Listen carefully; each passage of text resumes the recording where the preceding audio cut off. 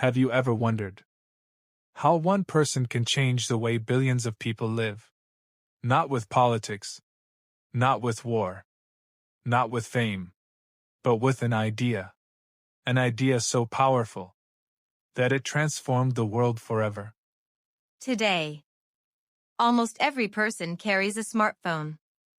Millions use computers every single day. Technology has become a part of our lives. But decades ago, the world looked completely different. Computers were expensive, complicated, and meant only for scientists and large companies. Very few people believed that one day every home would have a personal computer. Except one young man. A man who believed technology should be simple, beautiful, and available to everyone. His name was Steve Jobs. But before the world knew his name, before Apple became one of the most valuable companies in history, before the iPhone changed the world, Steve Jobs was simply a curious child. A child who loved asking questions, who refused to accept ordinary answers, and who dreamed of building something that mattered. Steve Jobs was born on February 24, 1955, in San Francisco, California. But the first chapter of his life was filled with uncertainty. His biological parents were young university students. Unable to raise a child, they made a heartbreaking decision. They placed him for adoption. Steve was adopted by Paul and Clara Jobs. They weren't rich. They didn't have a glamorous lifestyle. But they had something far more important: love, patience, and an unwavering belief in their son. From the very beginning, they encouraged Steve to explore the world around him. Paul Jobs worked as a mechanic. On weekends, he spent hours repairing cars and building things in the family garage. Little Steve sat beside him, watching carefully, learning silently. His father often said, "If you're going to build something, build it well. Even the parts no one can see." Steve never forgot those words. Years later, that philosophy would become the foundation of Apple's products. Steve wasn't like most children. He was endlessly curious. He didn't just play with toys. He took them apart. He wanted to know how everything worked.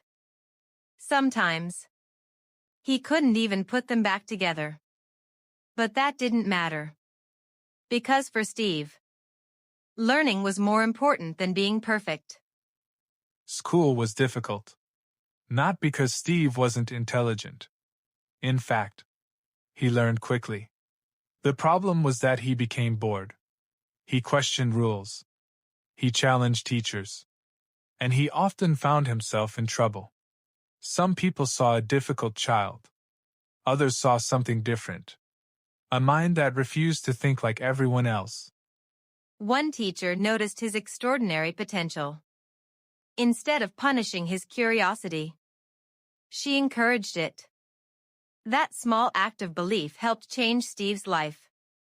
Sometimes, all it takes is one person who believes in you. As Steve grew older, his passion for electronics became stronger.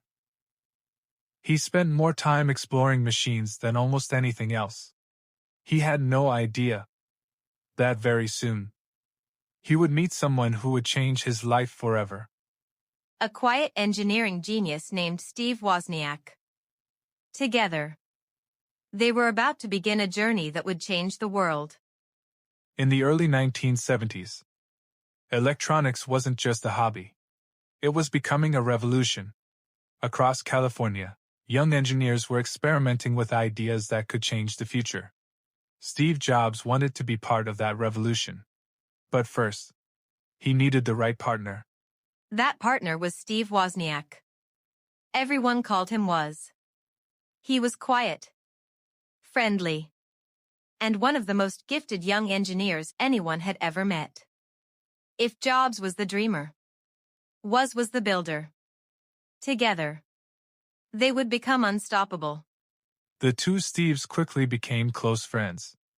They spent hours talking about electronics, computers, and the future, while others saw computers as machines for scientists. Jobs imagined something completely different. He believed that one day, every family would own one. At the time, almost nobody believed him. One of their first projects was a device known as the Blue Box. It demonstrated both their technical skill and their confidence that they could build something valuable together. More importantly, it gave them confidence. If they could build this, what else could they create? After finishing high school, Steve enrolled at Reed College. His parents had spent years saving money for his education. But after only a few months, Steve realized college wasn't giving him what he wanted. So he made a decision that shocked almost everyone. He dropped out. To many people, dropping out looked like failure. But Steve never stopped learning. He attended only the classes that truly inspired him. One of those was calligraphy. At the time, it seemed completely useless. Years later, those beautiful lettering styles inspired the elegant typography on Apple computers. Sometimes, the most unexpected experiences become the most valuable. Steve wasn't only searching for success. He was searching for meaning.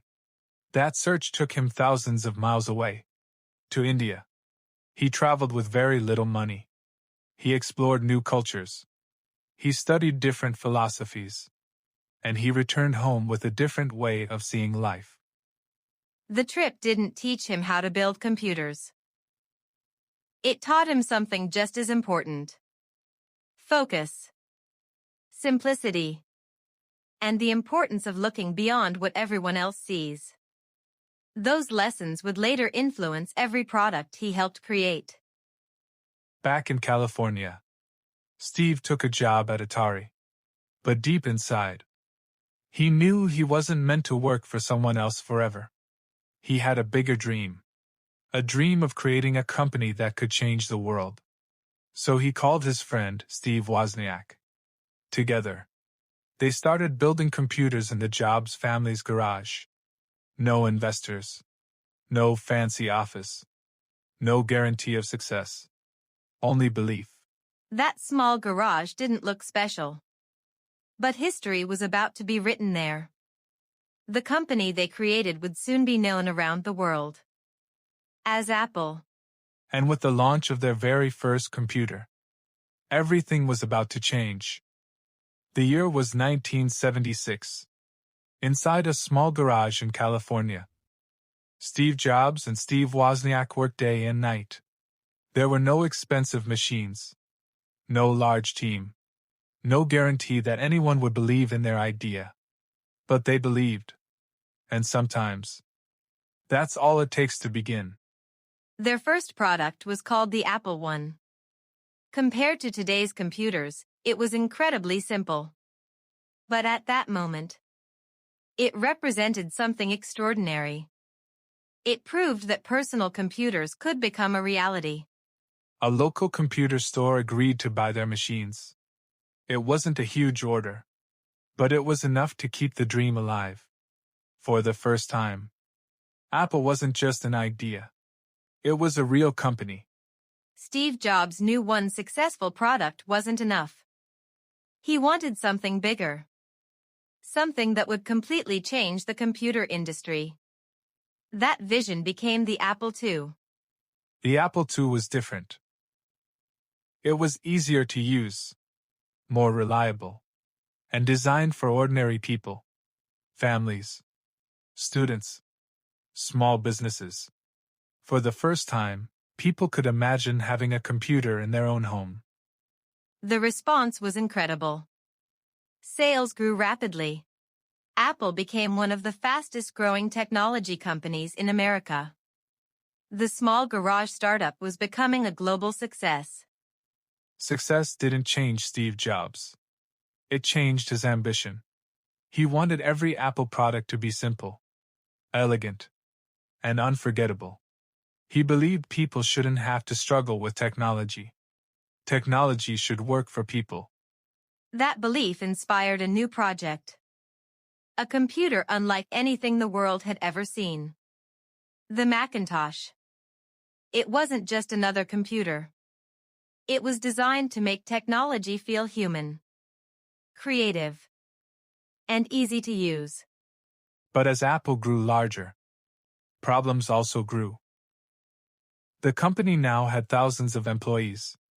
Investors wanted profits. Executives wanted control. And Steve Jobs' demanding leadership style created tension inside Apple. The same passion that helped build Apple was now creating conflict.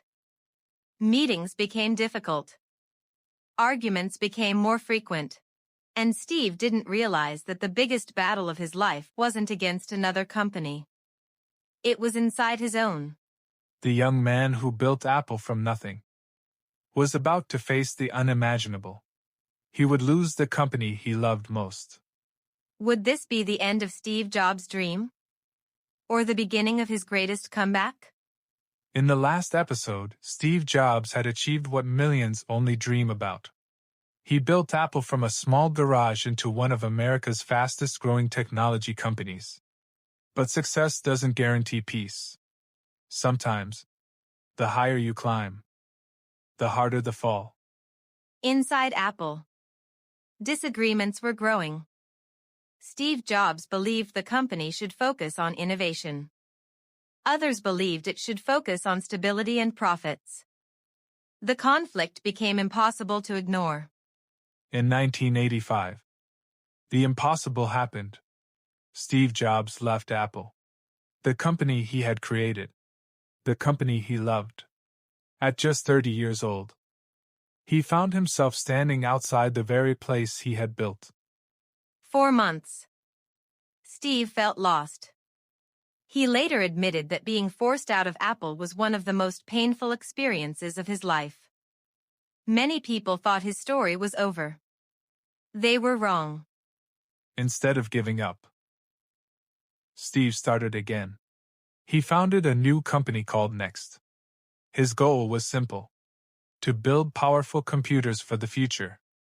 Although Next wasn't a huge commercial success, it introduced technologies that would later become incredibly important. Around the same time, Steve purchased a small animation company called Pixar. Very few people believed animation could become a billion-dollar business. But Steve believed in talented people. And he believed in great ideas. Years later, Pixar released Toy Story. The film became a global success and changed the animation industry forever. While Pixar was making history, Apple was struggling. Sales were falling. The company had lost its direction. It needed a leader. And fate brought Steve Jobs back. When Apple bought Next in 1997, Steve Jobs returned to the company he had once lost. This time, he came back wiser, stronger, and more determined than ever before. His mission was clear: save Apple, and once again, change the world. When Steve Jobs returned to Apple, he made one thing clear. Apple would no longer create dozens of confusing products. Instead, the company would focus on making a few products, but making them extraordinary. Steve canceled projects that weren't good enough. He challenged every team to think differently. His goal wasn't simply to make better computers. His goal was to create products that people would truly love. In 1998, Apple introduced the iMac. Its colorful design and simple experience surprised the world. The iMac became a huge success. And Apple was profitable again. The company that many believed was finished was alive once more. But Steve Jobs wasn't finished. In 2001, Apple introduced the iPod. Thousands of songs in your pocket. It completely changed the music industry. Then came 2007. A moment that would change history. Steve Jobs walked onto a stage and introduced a device that combined a phone, a music player, and the internet. The world met. The iPhone. Many people doubted it. Some believed it would fail.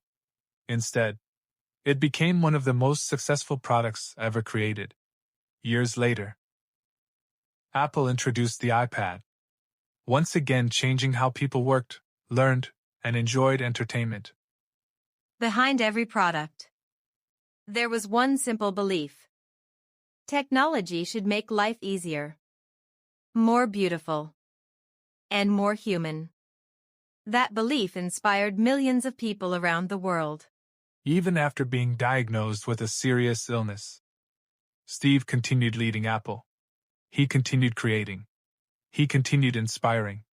Until the very end. On October 5, 2011, Steve Jobs passed away. But his ideas, his vision, and his legacy continue to live on in the hands of billions of people every single day. Steve Jobs once said, "The people who are crazy enough to think they can change the world are the ones who do." And perhaps no quote describes his life better than that.